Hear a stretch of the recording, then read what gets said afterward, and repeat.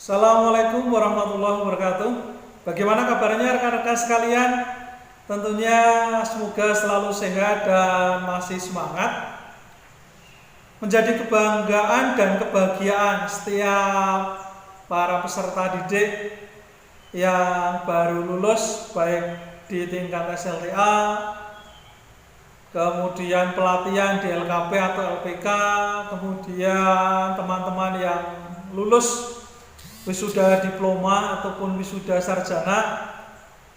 Manakala begitu sudah selesai, sudah wisuda atau belum wisuda, sudah mengikuti tes di perusahaan dan diterima.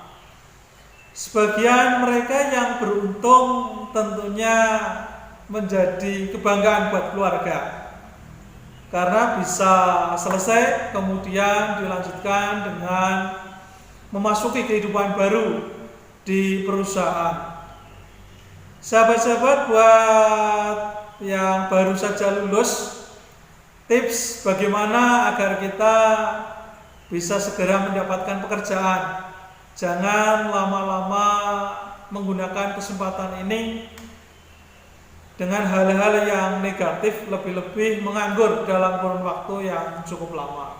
Tentunya tidak hanya sekedar rekan-rekan saja yang menanggung rasa malu mungkin, kemudian akhirnya cemas, tetapi juga orang tua yang melihat anaknya menunggu dalam kurun waktu yang lama. Sedikit tips buat rekan-rekan agar segera mendapatkan pekerjaan. Yang pertama tentunya rekan-rekan jangan lupa untuk berdoa. Karena yang akan datang hanya melewati doa.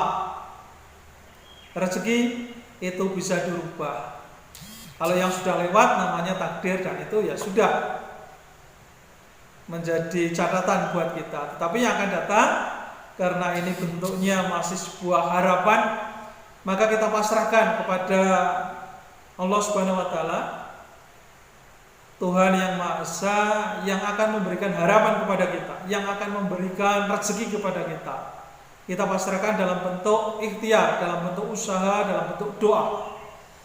Kemudian dalam rangka kita berdoa, kita juga minta restu dari orang tercinta, dari orang tua, kakak, saudara, agar kita tidak terlalu menunggu dalam kurun waktu yang lama untuk mendapatkan pekerjaan. Pada saat kita berdoa, kita juga harus ikhlas agar kita tetap terpancar aura positifnya. Jangan sampai justru malah kita cemas, lebih-lebih kita lari pada hal-hal yang tidak diperbolehkan. Kemudian apa yang perlu disiapkan setelah kita berdoa? Rekan-rekan harus mengenali potensi yang ada di dalam diri rekan-rekan masing-masing. Apa kelebihannya? Dari situ kita akan lebih fokus untuk menentukan kemana arah kita untuk mencari sebuah pekerjaan. Tetapi sekali lagi bahwa pada saat rekan-rekan itu mengenali potensi diri, pasti kita akan menemukan apa-apa saja yang sebenarnya menjadi kemampuan, menjadi kelebihan yang kita miliki, yang itu bisa kita sampaikan pada saat wawancara. Kemudian setelah kita mengenali potensi diri, kita akan membaca situasi sesuai dengan kemampuan, bakat dan minat kita. Selanjutnya kita akan beranjak mencari informasi pekerjaan. Kemana kita akan mencari informasi tersebut? Kita dapat menggunakan media sosial yang ada. Bisa melewati Twitter, barangkali di sana ada informasi pekerjaan. Ataupun di situ melewati Instagram, Facebook dan yang lainnya. Rekan-rekan silakan masuk grup-grup tersebut. Gunakan kesempatan media. Kemudian ada kalanya rekan-rekan juga menggunakan mesin pencari, search engine di situ. Jabatan apa, kualifikasinya apa, kemampuan saudara apa. Tuangkan di situ. Barangkali ada perusahaan-perusahaan yang sedang rekrutmen, sedang membutuhkan tenaga kerja. Kemudian jangan lupakan juga relasi. Siapa tahu melewati silaturahmi, persaudaraan, pertemanan, relasi-relasi yang ada jangan sampai dilewatkan. Kalau selama ini rekan-rekan tidak pernah berhubungan, coba buka lagi hubungannya. Barangkali di sana ada informasi pekerjaan. Kemudian gunakan kesempatan untuk mengikuti job fair yang diselenggarakan oleh pemerintah, yang diselenggarakan oleh kampus, yang diselenggarakan oleh bursa kerja khusus, yang diselenggarakan oleh sekolah, di mana di situ banyak sekali pasar kerja. Perusahaan-perusahaan hadir di situ dengan membuka lowongan pekerjaan. Rekan-rekan dari rumah sudah siap semuanya, kemudian dibawa ke sana. Lebih-lebih di sana langsung ada interview kerja dan seterusnya.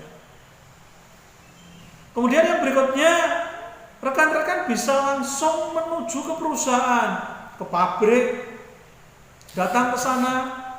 Siapa tahu di depan perusahaan juga terpampang informasi lowongan kerja, atau tanya kepada satpam barangkali ada pekerjaan di situ. Rekan-rekan jangan bawa rasa malunya untuk ke sana. Dari 100 tempat kerja yang saudara datangi, kemungkinan 10 saudara akan mendapatkan panggilan. Sehingga kalau baru 1, baru 2, baru 3, rekan-rekan membawa ijazah ke perusahaan dan di situ ditolak oleh satpam ataupun ditolak oleh staf HRD atau bagian humas, maka rekan-rekan jangan kecil hati kemudian balik kanan. Tetapi coba lagi di perusahaan-perusahaan yang lain atau instansi-instansi yang lain atau usaha-usaha yang lain. Sekali lagi bahwa rekan-rekan harus meluangkan waktunya untuk ke sana. Kemudian rekan-rekan yang ada di sana juga tidak pilih-pilih, karena teman-teman ini baru saja lulus dari lembaga pendidikan, maka kemungkinan akan dipandang sebelah mata. Gaji yang disampaikan juga tidak seberapa, pekerjaannya banyak, tetapi rekan-rekan sekali lagi jangan pilih-pilih, biar masa tenggang kita nganggur itu tidak terlalu lama, segera mendapatkan pekerjaan. Meskipun kalau nanti tentunya sudah mendapatkan pekerjaan sambil mendaftar di tempat yang lain sebagai batu loncatan, maka rekan-rekan di situ juga harus fokus bekerja seoptimal mungkin, sebaik mungkin, semaksimal mungkin, dan setelah itu baru pindah. Tetapi pekerjaan yang pertama agar tidak terlalu lama menganggur, maka segera mendaftarkan diri. Selanjutnya, setelah mendapatkan informasi pekerjaan, perusahaan-perusahaan mana yang akan rekrutmen, kemudian instansi atau toko-toko mana yang akan membutuhkan lowongan pekerjaan, selanjutnya adalah mempersiapkan administrasi. Pastikan bahwa administrasi yang nanti akan digunakan untuk melamar pekerjaan semuanya sudah siap, sehingga begitu ada informasi lowongan pekerjaan, bendel-bendel itu tinggal mengirimkan saja tanpa harus mengurus ke sana sini. Sebagai contoh misalnya KTP. Buat rekan-rekan yang sudah memasuki usia kerja, usia 17 tahun, maka kartu tanda penduduk ini menjadi penting. Urus kartu tanda penduduk terlebih dahulu, kalau perlu difotokopi. Kalau memang ada kalanya harus di-scan, harus di-scanner, di-scanner. Kemudian kalau memang harus di-stempel, di-stempel, dan itu sudah dipersiapkan jauh-jauh hari. Yang berikutnya adalah persiapan kurikulum vitae, daftar riwayat hidup. Rekan-rekan harus mempersiapkan daftar riwayat hidup tersebut. Ditulis dengan serapi mungkin, ditulis dengan semenarik mungkin. Tunjukkan kelebihan-kelebihan saudara yang sesuai dengan kualifikasi pekerjaan tersebut. Yang berikutnya adalah menulis surat lamaran kerja. Dapat rekan-rekan lihat di berbagai panduan bagaimana cara yang baik menulis surat lamaran kerja, agar lamaran kerja kita juga bisa dibaca oleh staf HRD, memberikan informasi identitas kita tanpa ada keraguan. Yang berikutnya adalah ijazah, transkrip nilai. Penting, di situ sudah difotokopi, sudah di stempel, kemudian sudah di-scan juga, barangkali nanti pengirimannya harus melewati email. Kemudian dibutuhkan juga barangkali surat keterangan sehat dan surat-surat yang lainnya. Rekan-rekan persiapkan terlebih dahulu administrasinya, sehingga begitu ada informasi pekerjaan, teman-teman tinggal mengirimkan baik via elektronik surat ataupun surat secara manual melewati paket. Kemudian dilanjutkan dengan wawancara kerja dan memberikan apresiasi yang baik kepada perusahaan, tunjukkan kelebihan-kelebihan kita tanpa menjelekkan perusahaan di tempat kita sebelumnya, sehingga kita mendapatkan apresiasi dari perusahaan dan sesuai dengan spesifikasi yang dibutuhkan oleh perusahaan. Demikian paparan kita bagaimana agar segera mendapatkan pekerjaan. Semoga materi ini bermanfaat khususnya buat teman-teman yang baru saja lulus, baik program diploma, sarjana maupun teman-teman yang dari SLTA. Semoga bermanfaat. Jangan lupa like, share, dan subscribe. Sampaikan kepada teman-teman yang lain.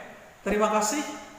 Mohon maaf kalau ada tutur kata yang kurang berkenan. Saya akhiri. Wassalamualaikum warahmatullahi wabarakatuh.